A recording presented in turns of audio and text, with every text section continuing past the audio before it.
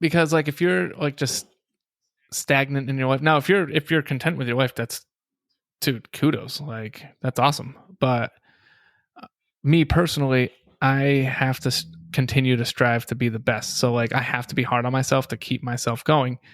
To like I'm never going to be satisfied with where I'm at, because I always want more. I always want more. I want more. I want more. I want to be bigger, stronger, faster, make more money, be, promoted at work, and stuff like that. So I have to be hard on myself to keep that going. So I say, like, be hard on yourself, or what are you doing? Like, if you have goals and you have ambitions like that, you have to be hard on yourself, or you're not going to fucking hit them. Welcome to the Manders Mindset Podcast. Here you'll find both monologue and interviews of entrepreneurs, coaches, healers, and a variety of other people, where your host Amanda Russo will discuss her own mindset and perspective, and her guest mindset and perspective on the world around us. Manders and her guests will help explain to you how shifting your mindset will shift your life. Hey everyone, welcome to another episode of Manders Mindset. As always, I'm your host, Amanda Russo, aka the Breathing Goddess, and I am here today with a very special guest, one of my dear friends who I truly admire and is one of the funniest people I have ever met. So y'all are in for a very special treat, and I am here with Corey Silveira today. How you doing, Corey? I'm doing pretty great, Amanda. Thank you for that nice, warm opening intro. I listen to your podcast all the time, and you always kill it with the intros. I'm very honored to be on this podcast too, just so you know. Thank you. Oh, I'm so honored to have you. Thanks. I'm so honored to have you. So tell us a little bit about who is Corey. All right. So I work for Citizens Bank, pretty successful banker actually. So that's what I do full time. I'm studying to be a personal trainer as well. To do that like on the side. So I'm going to work both personal training on the side, work my full-time job at Citizens Bank. Single dad. So that's always fun. I have my kid like half the week. So that's pretty exciting to see him. He's like a year and 4 months now. So to see him, like, watch him grow and develop and stuff like that, it's pretty awesome. But that's me now. So that's awesome. Okay. How did you end up becoming a banker? How'd you get there? So I worked at Amazon. So it's going to be a pretty long story. Not super long. I'm all for it. All right, cool. All for it. So I worked at Amazon, and the long short of that was I was super fucking miserable there. Like, it was during the height of COVID. They wanted us to do all this shit that like we couldn't do and stuff like that. I was a supervisor at Amazon. My cousin was a janitor for Citizens Bank. She was like, "Hey, we're hiring for like the janitorial spot." And I was like, "Oh, word." It was like $3 an hour more with like half the responsibility at Amazon. So I took that job opportunity, and I was a janitor for Citizens. So that's like how I got my foot in the door with the company. And so I would drive. They gave me like a company van. They gave me like all the supplies and stuff like that, work phone and this and that. So I drove around and I cleaned all the banks in like a specific area for like a year. And I had a bunch of managers at that time like, "Hey, you should come be a banker for me. Come be a banker for me." Like, you know my personality. Like, you see, like, we talk at the gym and stuff like that. I'm pretty outgoing, and I just like to talk. I like to talk a lot. So they're like, "You'd be great in sales and like come to retail and stuff like that." And I'm like, no. Like, that sounds fucking stupid. No, I don't want to do that. I love my job. I love my job. Like, remote manager, I can do whatever the fuck I want. I can dick off for 2 hours and get away with it and shit like that. So I was like, I don't want to be in an office. So then the manager that I worked up in the Norwood branch for like 2.5 years, no, just over 2 years. I worked up in the Norwood branch as a banker. So like that manager there, he was like, "Hey, what do I got to do to get you to be a banker for me?" And I gave him my price, and he was like, "All right, let me see what I can do." So I gave him the price that I wanted to be paid per hour, and they paid it. And then it was like all on the job training. Like, I have no college background or anything like that. Barely made it out of high school. And yeah, all on the job training and shit. And now I'm just fucking crushing it. Oh, wow. Yep. That's very impressive that you worked your way up from janitorial to being a banker. The only one in the company to do that. So like the higher ups, like Shut the up. retail. No, I swear to God, the retail director and stuff like that, like for Massachusetts and all that, they're like, we've never had anyone in the company move from facilities to retail like that.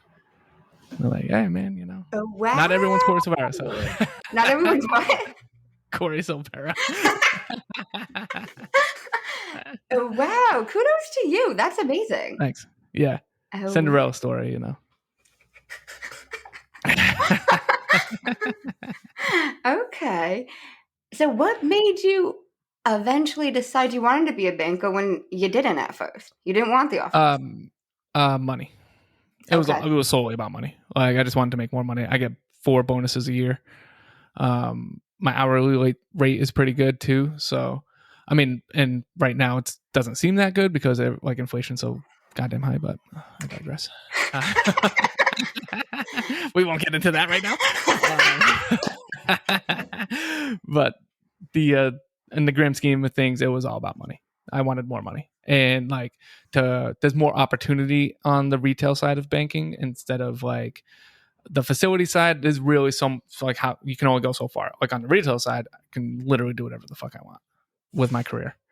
So that's what I was looking at. I was like, I can either be stagnant in this role and maybe the next role up in facilities, or I can be a banker and then either be a branch manager or like a financial advisor or anything like business banker, or you know, the sky's the limit.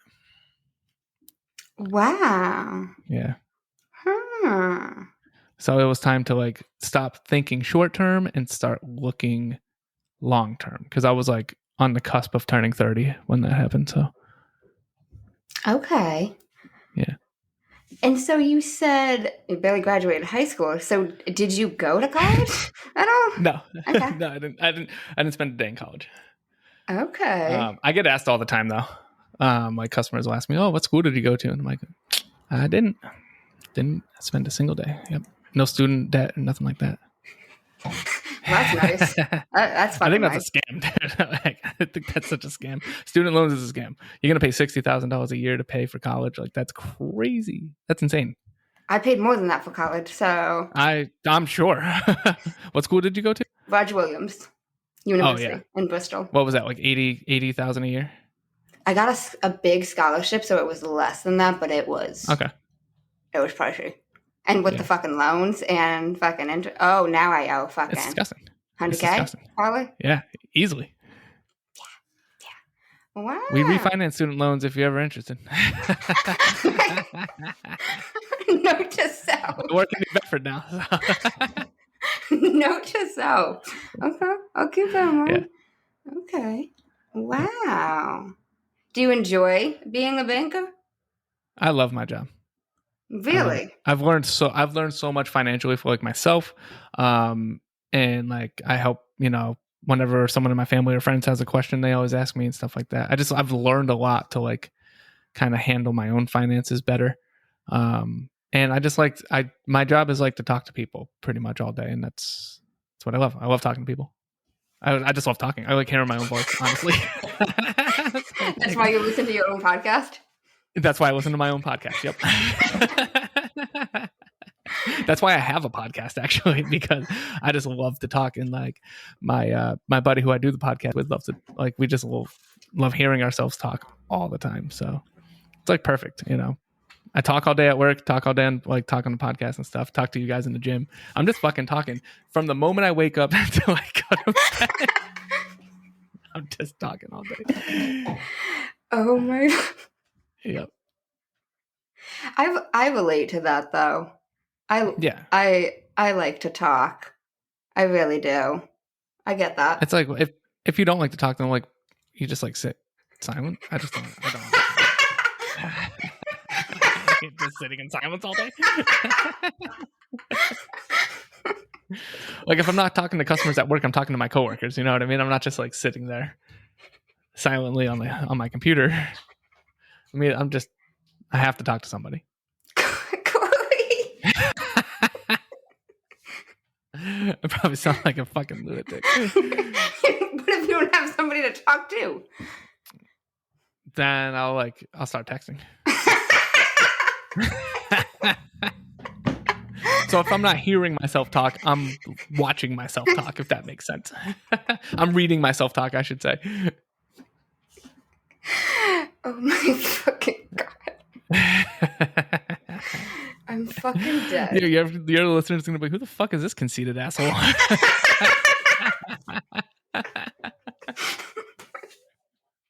Hey, people have asked me, did you start a podcast because you like to hear yourself talk? Partially, yeah. That was part of it. Not the whole reason, but that was part of it. I have great things to say. And I like to hear the things that I have to say. And I like what I think. And I like what I think a lot. I have a great mindset, so I like to hear my own mindset, you know? That's right. And you're helping people change their mindset. I've listened to a bunch of your episodes. You have some pretty cool guests on there. Like the dude that does the story work. I can't remember his name. Dave. I listened to that. Dave, yeah. I listened to that episode and I was like, man, I'm going to start journaling because of that episode. I'm not going to lie. I love that. Yeah. Have you ever been into journaling before? No, never. Wow. Never. But it was like such a different concept that I didn't even think about. So I was like, at the end of each day, let me write down my day. Let me write down my thoughts, write down my story for that day.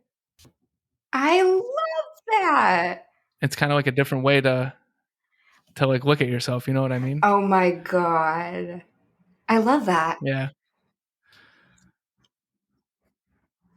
Yeah, I thought that was cool because he broke it down so like made it sound so simple. You know what I mean? I was like, that makes a lot of fucking sense, actually. Yeah. Right? And changing like even one thing that you say. Because when I even asked him about finding a passion, why don't you create it? Yeah. Yep. Right? I actually like that saying. Why don't you create it? I do that shit to people too. Like at work, someone, one of my coworkers will come in, like he'll be like, I'm gonna have a bad day, and I'm like, I'm gonna challenge you to take that shit right out of your vocabulary. Yes. Take it right out of your vocabulary. Bad day, that doesn't exist over here, not in this office. Yes.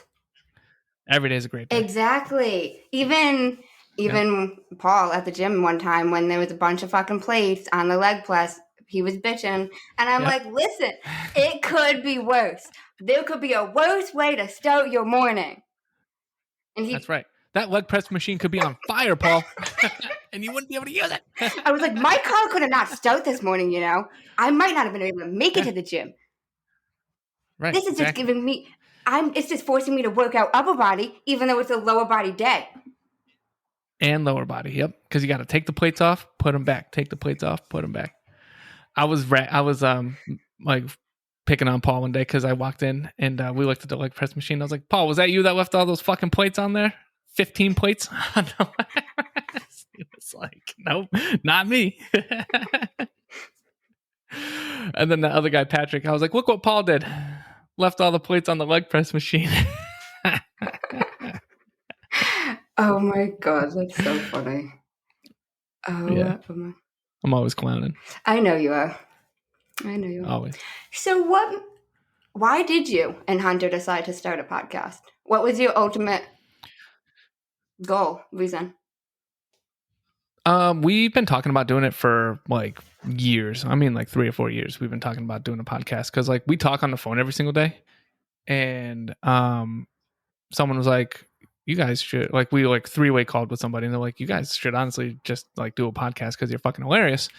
Like they like sat in silence and just like listened to us banter back and forth for an hour.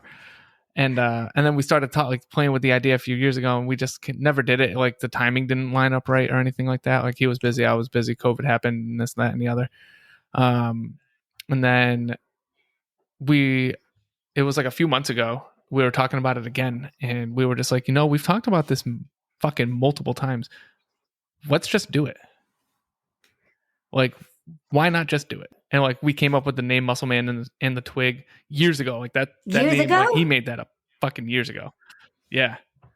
Because like I said, we've talked about doing it for so long. And then one day we were just like, you know what? We're going to do it. I fucking got a new laptop. He just got a new laptop. So everything was like lining up perfectly to get the podcast started. And then like we discovered Riverside, and like he used Da Vinci and stuff like that to edit. And and stuff. So everything everything lined up perfectly to actually start the podcast. And once we started, that was it. It was like, all right, now we got it. Like, we're good to go. Then we got the microphones and the fucking headphones and shit. I just ordered t-shirts for us. Yeah, I'm gonna get hats for us too. I say that all the time though. With a lot of things, you gotta just fucking start. With everything, just start somewhere. Even if you don't know where to start, just take some fucking step.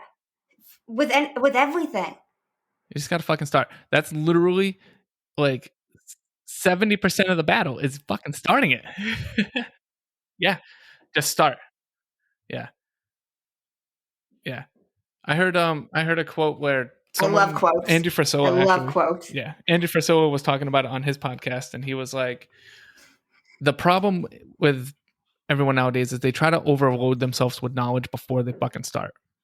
Now, getting a shitty start to something is better than not starting at all. Yes. So like, people like go on YouTube and they go on the internet and research, and I'm not against researching your stuff, but there's no research like hands-on doing it. Mm-hmm. That's where you learn to do stuff. No, I agree. Like actually doing it, you know. And we just got to like stop pussyfooting around it. Like, we're just like, fucking, what the hell are we even doing? Like, we talk about doing this shit all the fucking time. There's no excuse to not do it. I saw a meme once, and I might butcher this, but it was like, your first podcast will be bad. Your first workout will be bad. Your first everything will be bad, but you can't have your 100th if you don't have your first. Have you seen that? Yep, exactly. Yeah. Not that exact one, but something like that. Like, you can't have your best if you don't have your first or your worst. Exactly. It goes with like working out. I've been consecutively going to the gym for like 7 fucking years. Yes! Like 7 years consecutive, and like everyone in their mother, and I'm sure you hear this a lot too because you work out too. So everyone in their mother wants to start working out, but they always have an excuse as to why. Or I hear, oh, but I'm just not as dedicated to you. Bitch, you think I woke up this way? No. I didn't wake up this dedicated. This took years of building. Years. Like changing, like building my mental toughness, building, changing my mindset, if you would, to like that grit and that grind to where half the time I don't want to go. Like, I force myself to go. I love the gym. I love being at the gym, but I don't want to get up at 4 o'clock in the morning every single day and go. And heal my shenanigans. You don't want that? No, that's the best part. That's the best part. But like getting up at 4 a.m. every single day is fucking exhausting. It's exhausting. But it's what I want. You gotta choose your hard. Yep. As you told me before. Yep. So like being a fat piece of shit on the couch all the time is hard, right? Your life is gonna be hard if you're fat and overweight. And my life is hard because I go to the gym and stuff like that. But it's ultimately easier because I can do a lot more because I'm in shape. So you choose your hard. Be fat or be fit. I'm going to use that slogan actually. That might be what I title that. Be fat or be fit. Be fat or be fit. That's going to be the slogan from when I start personal training. Be fat or be fit. I might title that. We'll see. That might be the title. That might be the title of this. Be fat or be fit. Fucking love it. Let's go. That's so true though. And everybody's like, I don't know where to begin. Like, it really is.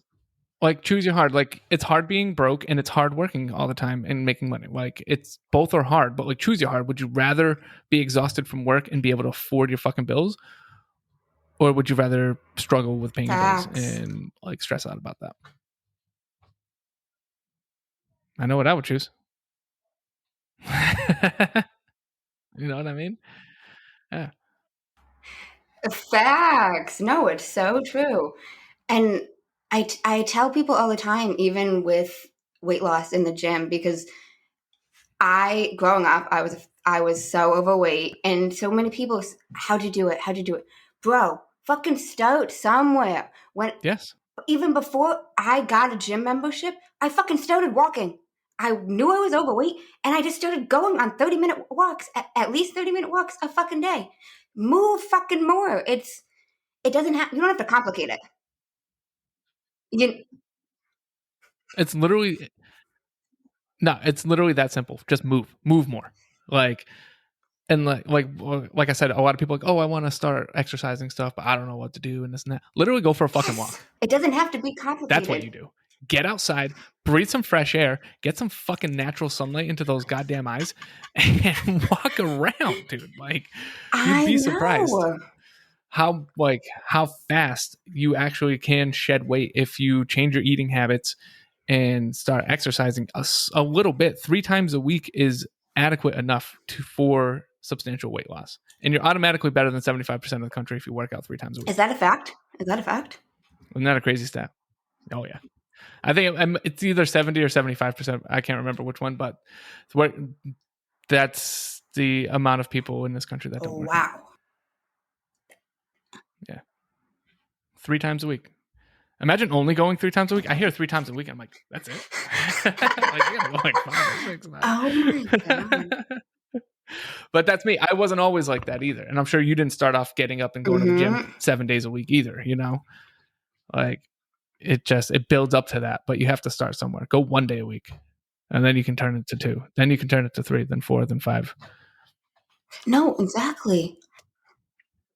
Exactly. And in my eyes, I think so many people set themselves up for failure by saying, I'm going to work out 5 times a week. Bro, if you have never fucking been to a gym, you're not going to fucking just start going 4 or 5 times. Just randomly wake up one morning and you're a fucking gym rat. Bro, since when? Exactly. Like, it doesn't work that way. Right? And that's why people fucking fall off. Yeah, you need to set realistic goals, realistic expectations of yourself. Like, yes, having a 5-day workout routine is the ultimate goal, but you can't start it on day 1. Exactly. You need to, like, I tell people too, when they're starting to work out, I'm like, you need to take it day by day. You need to get up and be like, okay, I'm going to go to the gym today, and then get up the next day. Okay, I'm going to plan on getting into the gym today. And that's how you start. And then if you don't go, like, okay, and then you wake up the following day, say you don't go one day, you wake up the following day. Okay, I didn't go yesterday. I have to go today. Mm-hmm. And just start from there. And then like build it into a routine. I tell people 21 days. It takes 21 days to make or break a habit. So if you can stick out the first 3 weeks of getting an actual routine going, then it's going to turn into a real routine. Same thing with eating habits and stuff. If you can break that 3 week mark, you're good. Your success rate goes through the roof. Like the success percentage will go through the roof. That's true. People fall off within the first month. That's even like fucking New Year's resolutions. Literally, the gym is fucking packed right now, but mid-February it'll be a goddamn ghost town again. It's already slowed down. There's already fucking less people. Have you noticed that? Even Julie was telling me that the other day. Yeah, you're right. Yeah, this week I noticed already. This morning I didn't get there until like almost 6 o'clock, and there was no one there. I know. No one. You know what cracks me up too, Amanda, is like nobody works out on the weekends. The fuck? The hell kind of shit is that? Me and Paul were talking about that one day. We were like, it's like we go on the weekends because it's dead on the weekend. Like nobody works out on the weekends. Like sometimes I don't if I'm traveling back to see my fam in Western Mass, but that's the only reason I don't. Well, that's different. You're traveling. Like people. Yeah, I know. What's the difference? I love working out on the weekends because no one's there. Yes, everything's open. Even Paul called me one time to tell me that I need to start working out on Sundays because everything's open. It's literally just Paul. I know. I'll usually go later. So like I Sundays I do therapy from 9 to 10. I'll usually go after that. So I go later in the day on Sunday, and it's still fucking dead. Like, it'd be like me and like 1 or 2 other people there. I'm so sure. I'm like, this is awesome. Why do you think people don't work out on weekends? They're busy having a good time. That's true. They don't have to work. Friday night comes around. Yo, let's get the boys. We're going out drinking. What are you doing with your hands? You never seen anyone do that? Like, let's go, baby. No. It's like a Birdman thing. Like the Birdman? the rapper. Yeah, the rapper Birdman. I don't Like know Cash Money that. Cash Money Records, the owner of Cash Money Records. Oh, The okay. guy who like discovered Lil Wayne and stuff like that. That's I what he don't is. even know who that is. But that's what people do on the weekends. They're busy fucking getting the boys, getting drunk, whatever. Rubbing their hands together? Yeah. Rubbing their hands together. You know. What's up?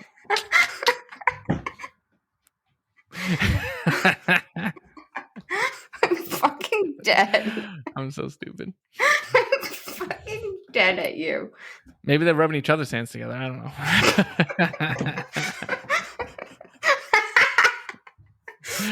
I don't know. Play a little grab ass, you know, go to the bar. And then Saturday morning rolls around, they're fucking hungover as shit. And they're like, fuck, I'm not going to go to the gym. Maybe, no, they don't start with that. They'll be like, all right, I'm going to go this afternoon. And then they just don't go. That's never the case. That's in my eyes, like the worst way to. It doesn't help with anything is breaking promises to yourself. If you say you're going to fucking do X, I don't care whatever it is, whether it's the gym, whether it's fucking making your bed. If you say you're going to fucking do something, fucking do it. Like, there is no worse disappointment than breaking a promise to yourself. There's no reason to lie to yourself. Why are you lying to yourself? Like, you know what you're doing and you know what you're doing wrong. Why are you going to lie to yourself and be like, I'm not doing anything wrong? You can lie to other people for all I give a shit, but don't lie to yourself. Corey, lying is not good. You can lie to other people. Corey, lying is not good. Do not take Corey's advice on this. It's not good to lie. It literally makes no sense to lie because then all of a sudden, like, you get caught up in your lie and then you just look like a fucking dickbag, like, for no reason. For no reason. There's literally no reason to lie. Unless, like, you're really fucking shady, but then you have to reevaluate your entire moral compass in your whole fucking life. Like that advice from Corey Silveira. That's right. If you're out there lying, reevaluate your life. You're fucking dead. Oh my God. So when did you start working out? How'd you get into that?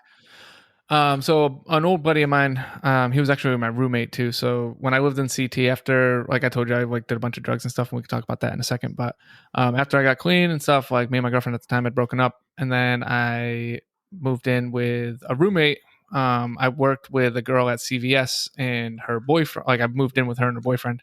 They had a huge house with like a finished basement and everything. Like, and he was really into working out. Now, I had been like in and out of exercising and working out and stuff basically since high school, because like I played a lot of sports then. Well, he was really into it, so I kind of started with him, and then it just like snowballed from there. So like I started the routine with him and stuff, and you know, I wasn't going like as much as I go now, and it wasn't as like it wasn't like a religious thing like it is for me now. But that's how I got started. And that was like probably like 6-7 years ago. Okay. And now if I don't go to the gym for consecutive days in a row, I'm just like not in the right headspace. You know what I mean? I do. I start feeling shitty about myself, and that snowballs. And then I'm like, fuck, like, I'm really letting myself down. Okay. Yeah. But yeah, I was fortunate. Like I said, I had a partner to kind of give me that extra push, to like keep going. Like, he was my roommate, so he'd be like, oh, you know, work out today. I'm like, no, but it's all right because I'll go tomorrow. Like, you know those excuses. No, it's fine. I'll make up for it. Okay. And so how'd you stick with that? How'd you get consistent with that? I started when I started seeing the results. So like, I had when I had gotten clean, I had gained a bunch of weight and it was all fat, and then I had burned it off and I was skinny. I weighed like 150 pounds at that point, I think. Wow. Yeah. So like easily 70 pounds less than what I weigh now.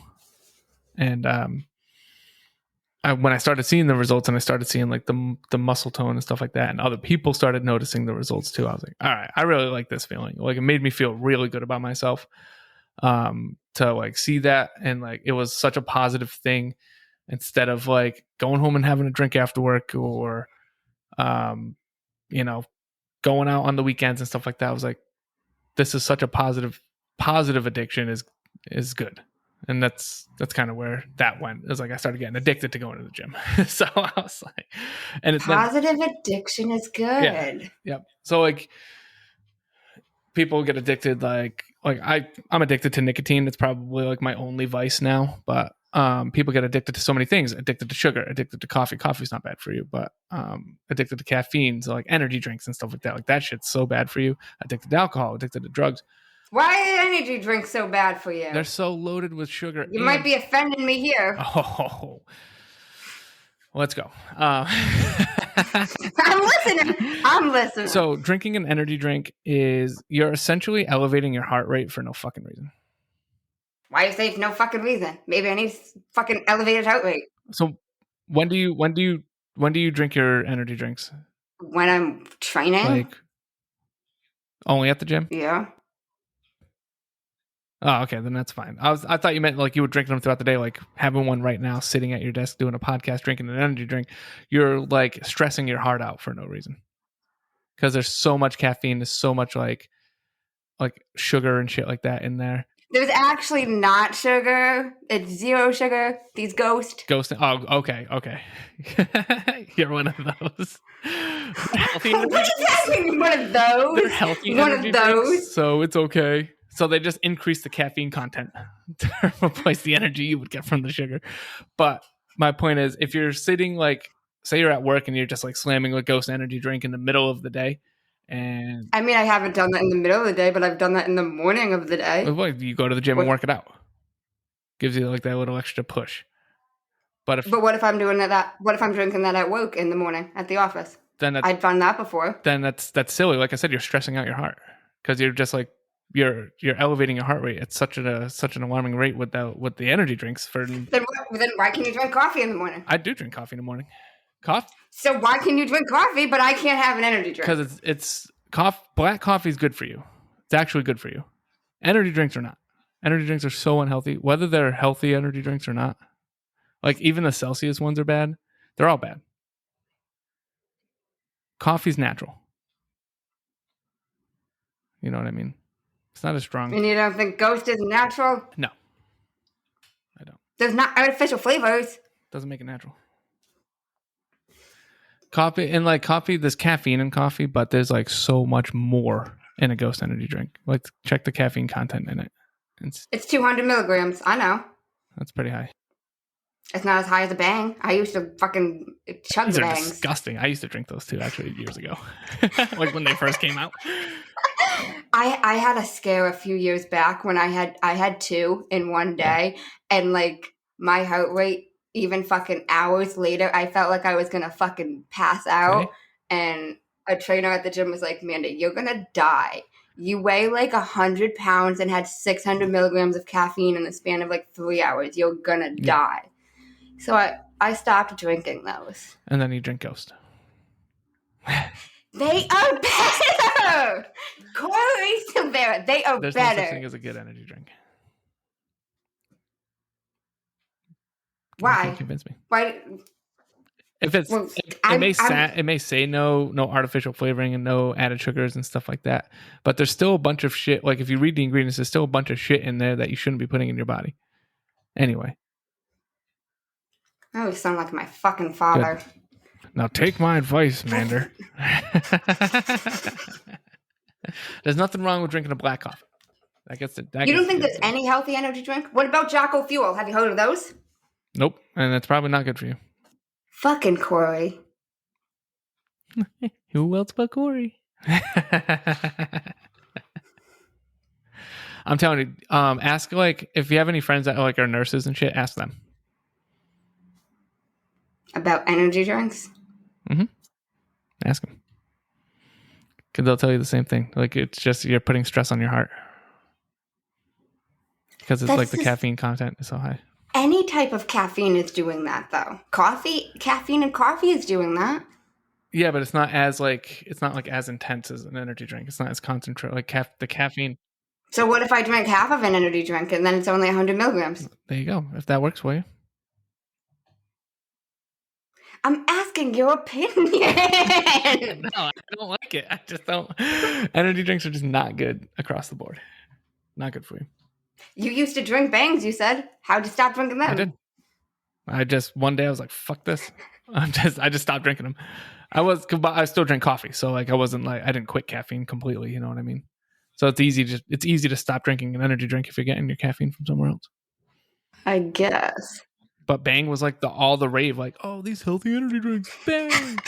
You could advertise. You could fucking advertise for them. Oh my, okay. But like, I don't do like pre-workout or anything like that either. I'm not a pre-workout kind of gal, but I fuck with my energy drinks. Hey man, to each their own. I guess that's fair. I guess. Okay. You know, but I fuck with my coffee. It's ironic that you said positive addictions, because that made me think of a conversation I had on a podcast the other day. And we were talking about how everything is an addiction. And ironically enough, I had a ghost with me at like 11 a.m. And I even said to her, I was like, even like this ghost in my hand could be an addiction. Everything. Yeah. Everything. It absolutely could. Technically kind of is. Too much of anything. Yeah, exactly. It's the too much of anything can be an addiction, you know? Being on your phone too much is an addiction. Stupid stuff like that. Watching TV is an addiction if you do it too much. Like you just like that's true. Can't wait. Like, oh, I can't wait to get out of work and go watch TV. Like you're addicted. Going to the gym is addictive. I'm addicted to going to the gym. So am I. I have to go. I am probably addicted to Ghost energy drinks now that you say that too. You might be. But it's probably the caffeine part of it that you're addicted to. You think, and not the energy? Because caffeine yeah, because caffeine is addictive. Because you can replace Ghost with any caffeinated drink, and still get that same feel. You might need to drink more coffee if you were to make the switch, but I don't think there's enough caffeine to match a Ghost in one cup of coffee. But but I think it's the caffeine part that caffeine is addictive. Like caffeine's addictive. If you stop drinking caffeine, you like get headaches and shit. That's true. So, you know, I'm addicted. Like I said, I'm addicted to nicotine too. So that's one of my bad addictions that I have. Actually, that's my only one. Is it? My only vice. Yeah. Yeah. Yep. Just nicotine. Okay. I was addicted to like working at one point. Like I just always had to work. Like I would work like 6-7 days a week, all the time, all day, every day, just work. I experienced that at one point as well. The job I was working at the time had where we could do overtime, and it was almost unlimited. And they had to tell me that I couldn't pick up more shifts. No, yeah, they called me in and they were like, Amanda, like, we're like concerned for how many hours you're working, and HR told us like we can't have you on this many hours per week. Yeah, I was. Yeah. Because it was also a group home, so they never closed. So then you have me working 7 a.m. to 11 p.m. and like for 6 days, and they're like, dude. Amanda, like, I'm. What were you doing? Like 80 hours a week? At least, yeah. Like I was. Holy shit. Because then you have overnights because they're open 24/7. So like, I'll pick up an overnight shift. Yep. That's relaxing. It's not fucking relaxing. They're like, Amanda, that's against the law. You can't work 24 hours straight. They had to say that. Technically, it was illegal because I had one time signed up for like 3 shifts in a row, and they're like, Amanda, we're not allowed to like let you do all 3. So like, you have to pick 2. And I'm like, why? I'm available for all 3. You can't like back to back like 24 hours. Like I didn't know. I didn't know like, that until 2020. Like fun fact. Oh, really? Yes, because I tried to do it. Yeah, and they were like, nope. Unless you're like a cop or like a firefighter or something like that, or like a first responder. Those guys. So why can they do it? Why can they do it, but I couldn't do it at a group home? They're like emergency responders, I guess. I'm not an emergency. Fucking we're open on fucking Christmas. You got these fucking kids who have nowhere to go. That's fucking. I had to work during fucking COVID. Like it's not an emergency. Yeah. We didn't close for shit because like where the fuck you put the kids? Literally. So like everybody fucking got breaks during COVID. I didn't get no fucking break during COVID. I didn't get a break either. Fucking essential worker. I'm like, what the fuck? Like, I what was the so fuck? pissed during that time because like my best friend was a car detailer and he like got laid off and stuff like that, making more fucking money than me. And that's when I was working at Amazon. Was during the peak, like the start of COVID. I worked at Amazon, no days off. They made us like work overtime and shit like that. They gave us like a little bit of a bump in pay for like hazard pay or whatever the hell they wanted to call it. And but he was getting all the unemployment shit. And I was like, you fucking asshole. Right? That was my Yeah. thing too. I'm like, yo, I'm gonna fucking work overtime and get more fucking money than the people on unemployment. And then they're like, Amanda, you can't work 24 hours in a row. I tell you what, Amanda, next pandemic, I'm taking that free money. You and me both, yo. You think there's gonna be another pandemic? You say next pandemic. Absolutely. Yes. Corey! Yeah. What? Either like COVID just spread so fast, and they made it such a big deal. Like, I'm not saying people didn't die from COVID because obviously they did. And if anyone who knows someone who died from COVID, like I truly feel sorry for you. Like my stepfather died because of COVID. You know what I mean? So like I totally know what it Oh feels my like. god, I'm so sorry. No, it's fine. But they That blew sucks. it up. Yeah, it was tough, you know. But they blew COVID out, like just so out of the water. Like the numbers weren't what they were saying they were and stuff like that. And it was just, I think COVID was the test pandemic to see. They forced everyone, Amanda. They forced millions of people in this country to get vaccinated. Force them. Either get vaccinated or you have to keep wearing a mask. Get vaccinated or you can't go do things. Get vaccinated or you're going to lose your fucking job. Forcing people to get vaccinated. That's true. You know what I'm saying? I do. So I think it was all just kind of seen like COVID wasn't as deadly as what they were telling people, right? The numbers were inflated. The whole story wasn't being told. Like most of those numbers were nursing homes, prisons, and stuff. I think it was really just kind of like a test to roll out the real one. They created it in a fucking lab in China. You can't tell me otherwise. They made it there. Somebody made that virus in Wuhan, China. It didn't come from like someone eating bat soup or whatever the fuck they were trying to say. Conspiracy I think that's what the story was. Okay. Someone like was eating a bat or something, and that like coronavirus like transferred from the bat to the human. What? What? He didn't cook the bat, you fucking idiot.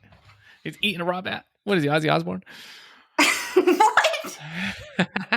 You don't know that? Ozzy Osbourne bit the head off a bat at one of his concerts. Oh. Yeah. So he had like fake bats flying around and a real one flew in by accident, and he accidentally grabbed the real one and bit its fucking head off. Okay then. Look it up after this.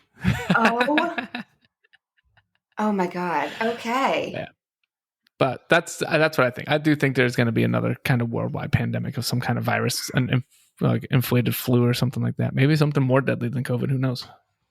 When do you think that's going to happen? Any suspicions? I mean, my best educated guess would probably be sometime over the next 10 years if we don't go to World War III.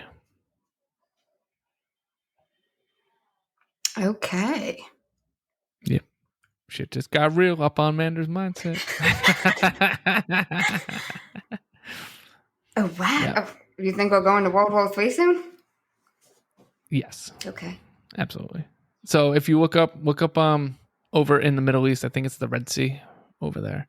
There's been attacks going back and forth between United States and like Great Britain and the like Middle Eastern countries like Iran. And there was like I forget how to say it. I think it's like the Houthi tribe or something like that, or the Houthi people that are backed by Iran, like in the Red Sea. Like some 2 weeks ago, they like attacked, U.S. ships over there, and then we finally attacked back. Finally, we've been getting hit with shit like from Iran, like all those Middle Eastern countries, like been hitting our embassies and stuff like that. And we finally attacked back like a few days ago. Now everyone's pissed at America, like always.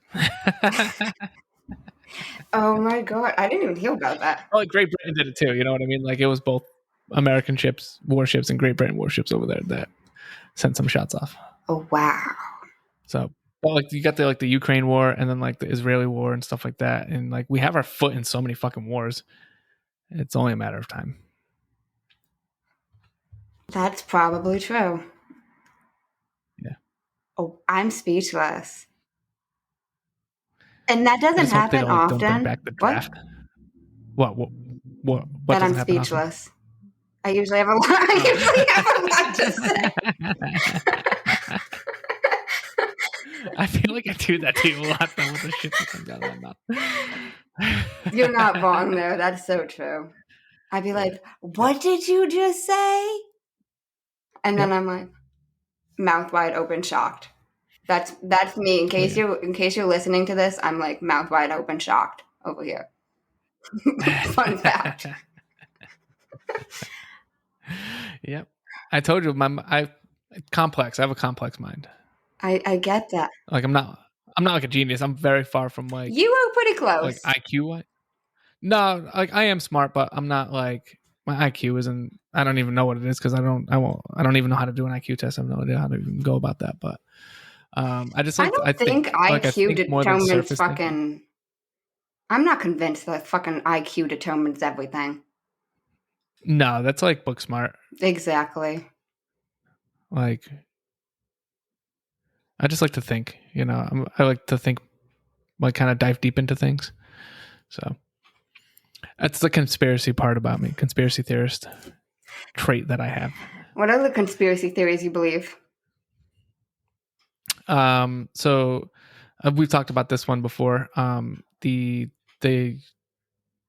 central bank digital currency. Sorry, I was drawing a blank for a second. The central bank digital currency. So in order for that to come out, like the dollar has to collapse.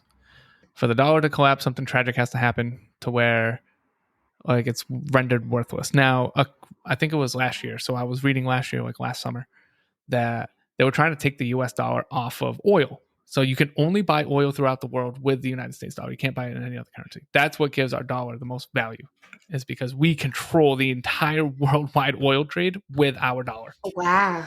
Now China and Russia and Saudi Arabia, which is the biggest oil exporter like on the planet, Saudi Arabia, they were all meeting and trying to put the Chinese yen on oil instead of the US dollar. Now it didn't happen, but there was chatter about that happening.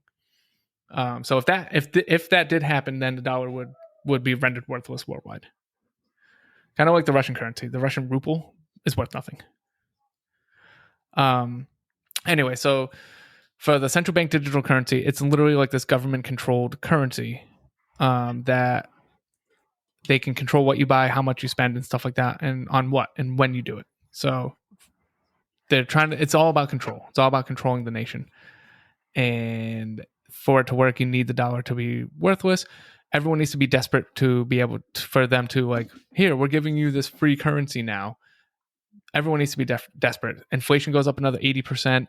Crime rate gets crazy. Like everyone's just robbing, stealing, killing to survive. And they let that ride for like 6 months. And then they roll out this CBDC, the central bank digital currency, and everyone will happily accept it because they're so fucking desperate. Crash the dollar. I mean, they can do it in other ways. They can crash the stock market. And you can't tell me that the people that run the world don't control the stock market, because they absolutely do.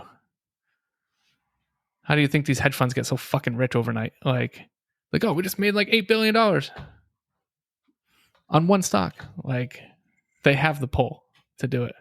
So they could totally crash the stock market. That would absolutely bankrupt this country even worse. They've been trying to do this for like 100 years. Like, replace the US dollar. Not so much so with like the central bank digital currency, because obviously technology wasn't what it is today 100 years ago. But they've been trying to get this kind of control for like 100 years. They just haven't been able to figure out how, really, without like making it obvious. You know what I mean? Obviously, they could just like carpet bomb the whole fucking nation. But guess what? We're in control. But to do it like not obviously do it. So that's a big. And you see that happening?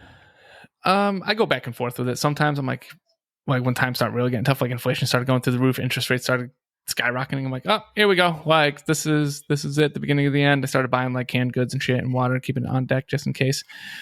And but now like it doesn't. You don't. I don't think it's going to happen anytime soon if it does. That's fair. But that's one. There's another conspiracy theory that I'm into. It's called Project Bluebeam. You should definitely look that up. So it's a fake alien invasion. So basically, like the governments of the world all collude and they like use like projector technology to fake like UFOs and stuff like that to get everyone all fucking freaked out. Worldwide panic, and they get everyone under one regime and a new world order. Really? Yep.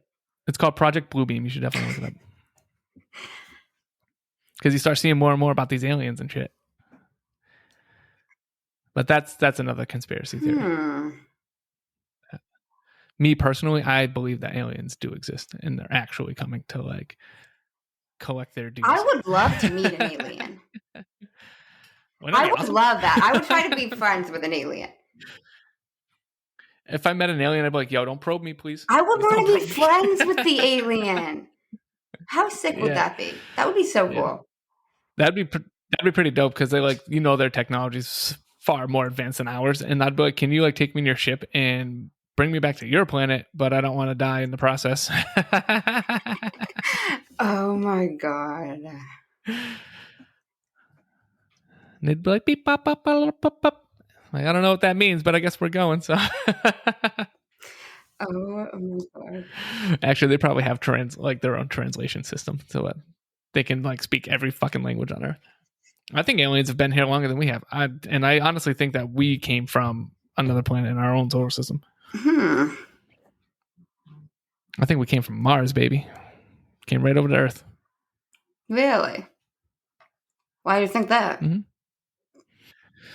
Because like there's, you know, they like see like remnants of like evidence that water was on Mars, and if there's water anywhere, then there's oxygen there, and that's really the only two things you need to have living organisms: oxygen and water. So I think Mars like kind of something happened and it like destroyed the atmosphere like billions of years ago and stuff like that. And that's at the same time like the Earth's atmosphere was changing into what we have now, to where vegetation and stuff was starting to grow on Earth, kind of like around the same time that or maybe a little after the Mars kind of collapsed. So I think like we started on Mars. We probably started on Mars and came to Earth because like, oh, there's that planet right there. They sent like, you know, Adam and Eve over on a space pod. They sent Adam and Eve on a space.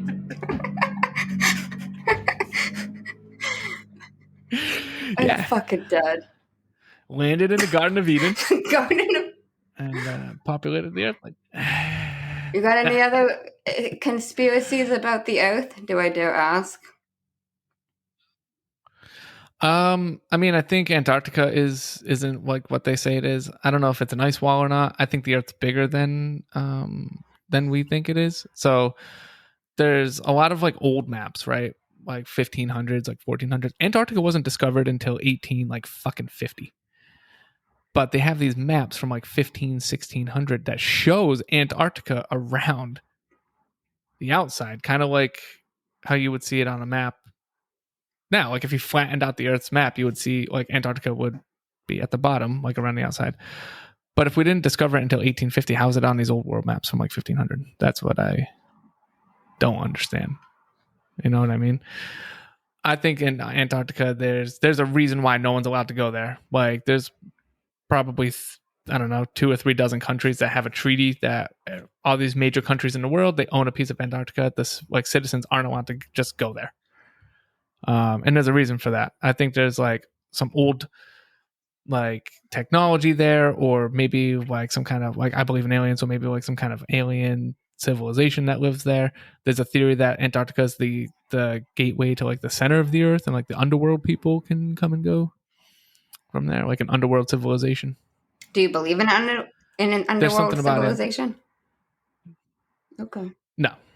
I think there would be more evidence of that if the Earth was fucking hollow and people were living in it. We think it's flat? You know what I mean? Do I think it's flat? No. I don't think the Earth is flat. But I have thought like I've played with the idea that the Earth is bigger than we know, and like Antarctica is kind of like an ice wall, and then there's continents outside of that, so that's why we can't go there.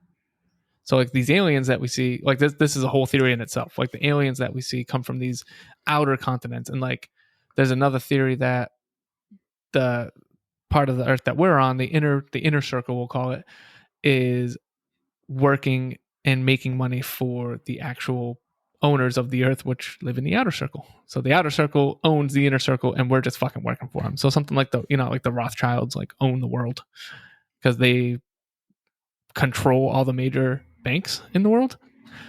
So like something like that, like the Rothschild family, like started from the outer circle and they took over the inner circle with their central banking system. Oh, okay. Conspiracy Theories 101 from Corey. Yeah, if you ever want to hear more, here's my number. No, I'm just kidding. If you want to hear more, check out Muscle Man and the Twig. Yeah, literally check out Muscle Man and the Twig because we talk about a lot of conspiracy theories on there. Oh my god. So. Okay. Oh wow. Oh, yeah. So I wanna circle back a little bit. You mentioned that, I might butcher this, but you mentioned you got involved in working out after you got involved in drugs. Yes. Yep. How do I want to word this? Would you say? No, I don't want to word it like that. Were you doing drugs at the same time as you were working out? No, that was totally. So the entirety, I was on drugs for like 5 years. So that entire 5 years, I was not in the gym at all. No exercise, nothing like that. Would you say you got involved when you got involved in the gym, that helped you get away from? Absolutely. Really? Okay. I didn't want to lean you towards an answer. That's why I was trying to figure out how to word that. No, it absolutely helped because it took my kind of helped me focus on that positive outcome from going to the gym and kind of get addicted to that instead of falling back to the other addiction. You know what I mean? So it helped me kind of navigate my focus towards that and progressing in the right way. Okay. Yeah. What would you say was the most difficult part for you transitioning to stop doing drugs? I would say the detox was pretty tough. Because you're shitting yourself and puking and sweating and got fucking restless legs and stuff like that. It's the worst case of the flu you've ever had in your entire life for a week. That's tough. The honest to God, the anxiety and depression that comes with getting clean. Because when you're doing drugs, you really fuck up your chemical balance in your brain.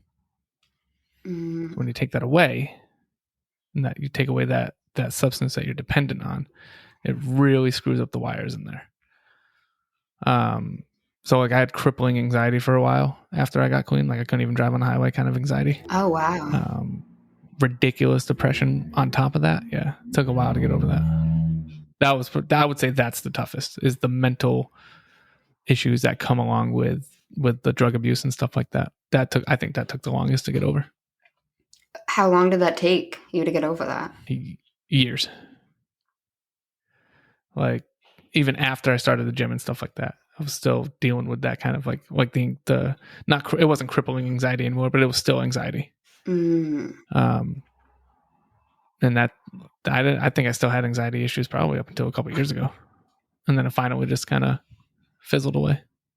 Fizzled away. I wouldn't let it control my life anymore. So whenever I started getting anxious, I would talk myself out of it, and then it just stopped getting anxious. You have an example? You would talk yourself out of it? How? Yep. So with me, so when I would have an anxiety attack, I would lose feeling in my mouth, which made it worse. So I would know when I'm about to have an anxiety attack. And I would literally, and I was pretty tough on myself too. And I would literally be like, stop being such a fucking pussy and just deal with your goddamn problems. Like, this is not happening. Like, you're not fucking dying. Your throat's not closing. You're not having a heart attack. You are fine. I would have to talk to myself like that. And that helped? Like, stop being a bitch. Oh, yeah. I'd be like, stop being a bitch and get over it. So you gave yourself tough love. Yes. Essentially. Wow. Yeah. Like I said, I really don't have I have no problems with really anxiety anymore. Nothing that I can't control.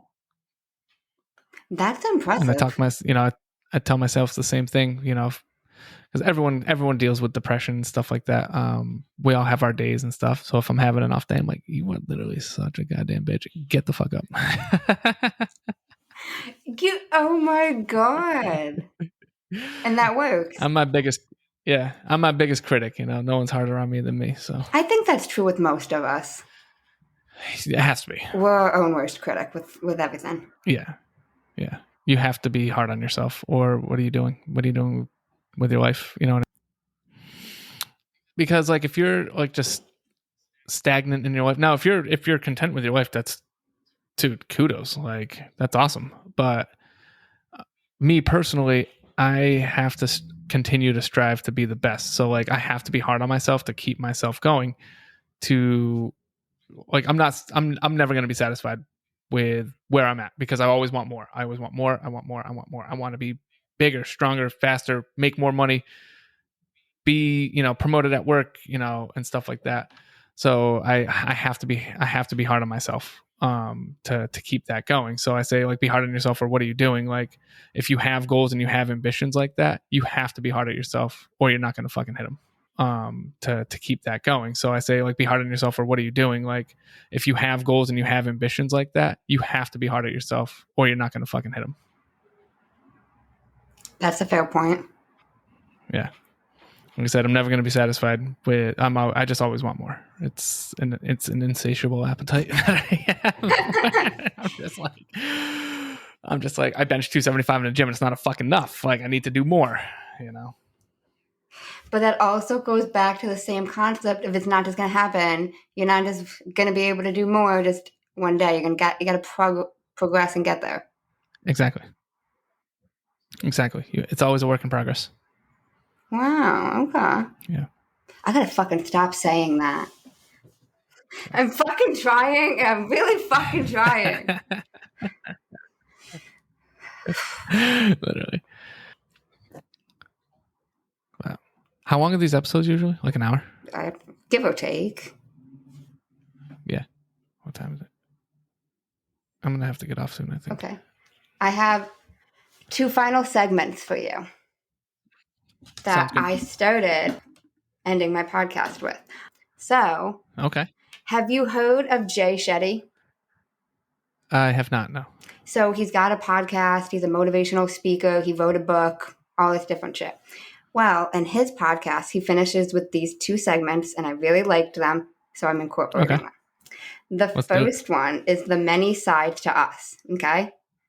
Okay. And each question needs to be answered in 1 word. Oh, boy. Only 1 word, okay? Okay. Yep. Number 1. What is 1 word someone who was meeting you for the first time would describe you as? Charismatic. Okay. Number 2. What is 1 word that someone who knows you extremely well would use to describe you? Dedicated. Number 3. What is 1 word you'd use to describe yourself? Damn, that's a tough one, actually.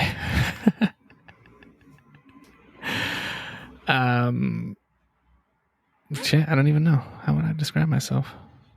I don't usually get stumped, Amanda, but I would say, I'd say motivated. I would describe myself as motivated. Okay.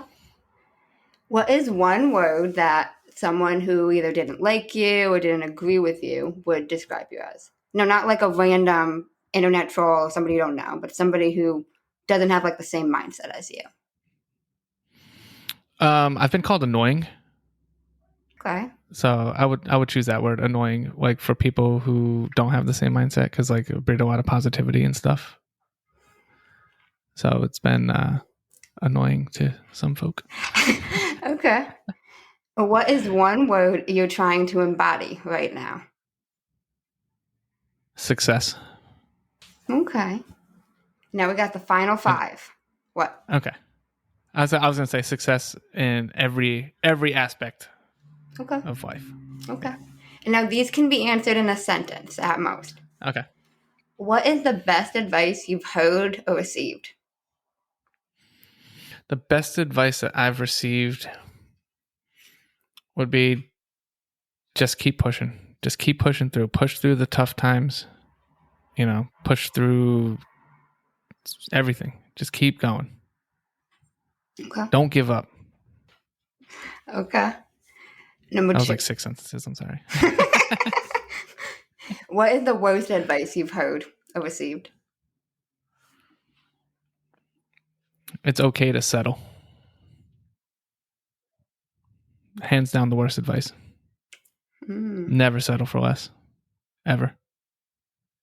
So someone saying it's okay to settle, that's terrible advice. People have given you that advice. I've heard it before. Okay. What is something that you used to value that you no longer value? That I used to value that I no longer value. I would say, shit, I don't even know, because I still value like money and stuff. You know what I mean? These are great questions. I guess like, actually, I'm just trying to think of how to word it because I know what I'm going to answer. Other people's opinions, I guess, would be I used to value them and now I don't. Like I just do whatever the fuck I want. I don't care what anybody else thinks. I love that. Yeah. If you could describe what you would want your legacy to be, if somebody was reading it, what would you want it to say? That I did everything and everything to give my son the best life I possibly could. That's beautiful. Thanks. If you could create one law in the world that everyone had to follow, what would it be? Keep your fucking opinions to your goddamn self.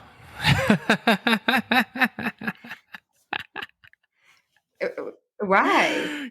Keep your opinions to yourself. Why would that be the law? Because like opinions are like assholes. We all have one, right? Now opinions are like assholes? I've never heard that analogy. We all have one. We all have an opinion. Does not make me right or you right. But in this day and age, everybody thinks that their opinion fucking matters, and it doesn't. And you heard it from Corey Silveira himself. Your opinion does not fucking matter. Doesn't fucking matter. On the grand scheme of things, there's 400 million people in this country alone. Like your opinion, like I'm talking about like the Karens and stuff like that. Like the Karens, like the cancel culture and all that. Like your opinion doesn't fucking matter. Keep your opinions to yourself. If you don't like something, stop watching it. If you don't like hearing it, don't listen to it. Like that's as simple as that. You don't need to go on fucking Facebook or Twitter or Instagram. Oh my God, I'm so offended. Hate that word, by the way. Actually, I'm going to change my answer. We're going to strike the word offended from the dictionary. That would be the one. You're going to strike the word offended? I even said that to you earlier. So I broke the law by saying the word offended. You're going to jail. I would strike that word from the dictionary. Why? It's just oh, I'm offended. So what? So what? It's like you don't care about your fucking opinion. You're offended. It goes hand in hand with opinion. That's fair. That it does. In your opinion, you're offended, but in my opinion, you're not. Right? We all have, like I said, we all have an opinion. I'm fucking dead. Your opinion is that I offended you from what I said. My opinion is I don't find anything wrong with what I say. So, you know what I'm saying? Like that's just a prime example that everyone's got an opinion. That is true. So, Oh my God, that's so yep. funny. Well, is there anything else you want to share with the listeners before we close out? I mean, not really, but if I were to end it on a good note, I would say, like I said before, the best advice, like literally, just don't give up, man. Like times are tough. Times are tough for everybody right now. We're all struggling. We're all struggling financially. Kind of pushed up against the wall with that emotionally. Um, just keep fighting the good fight. Keep fighting the good fight. I love it. Keep fighting the good Thank fight. you. Thank you so much for being No on problem. my podcast. I super appreciate it. Of course, no problem. Thanks for having me. This was awesome. Maybe we'll do round 2. Yes, Or I'll have to have you on my podcast at some point. I would love round 2, and I would also love to be on your podcast as well. Hell yeah. Sounds good. And I will link Corey's podcast in the show notes so you can find that directly. Oh, sick. Thanks. Of course. Hey guys, Mando's here for a few key takeaways of my amazing and so much fun conversation with Corey, aka Muscle Man. And I'm sure, as y'all can tell, we recorded this episode back in early to mid January, just now releasing it. But don't y'all worry, you will be hearing much more from Muscle Man on Mando's Mindset, so stay tuned for that.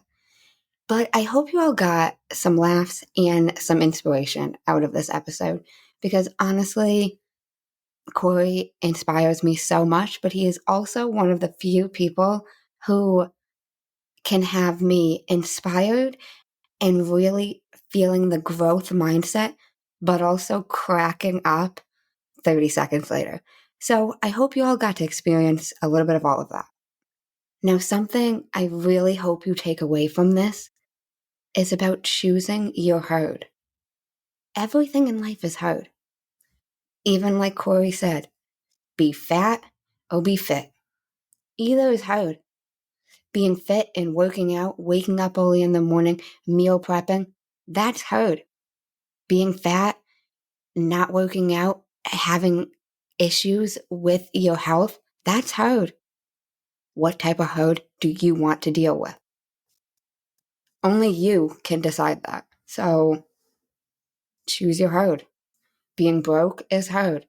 Working a lot and making money is hard. What type of hard do you want to deal with? That's up to you. Then Corey also started talking about the power of replacing negative habits or negative addictions with positive ones. Because everything is an addiction.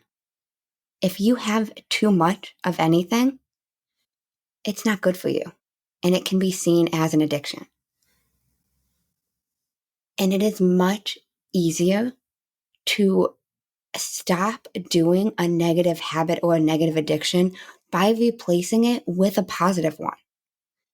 Corey replaced drugs for the gym, late nights and partying for early mornings and lifting weights. Again, what type of herd do you want to deal with? No one can make that decision for you but yourself. Then Corey talked about how he used to struggle with anxiety, and then he talked himself out of it. At first, I wasn't even sure what he meant by talked himself out of it. But guys, everything comes down to your words. What are you saying to yourself? Whether you say it out loud or not, what thoughts are going up here in your head? You control what you think about and what you focus on. Corey decided and started telling himself he wasn't anxious and he didn't have anxiety. And then the transformation occurred. So keep in mind what you're saying to yourself. Y'all, words are powerful.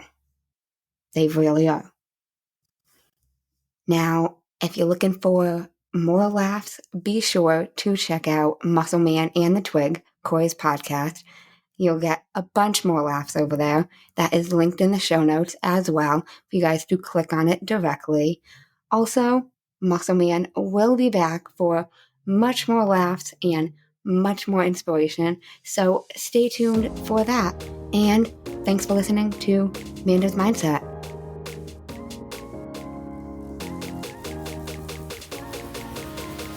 In case no one told you today, I'm proud of you. I'm rooting for you. And you got this. As always, if you enjoyed the show, I would really appreciate it if you would leave me a 5-star rating, leave a review, and share it with anyone you think would benefit from this.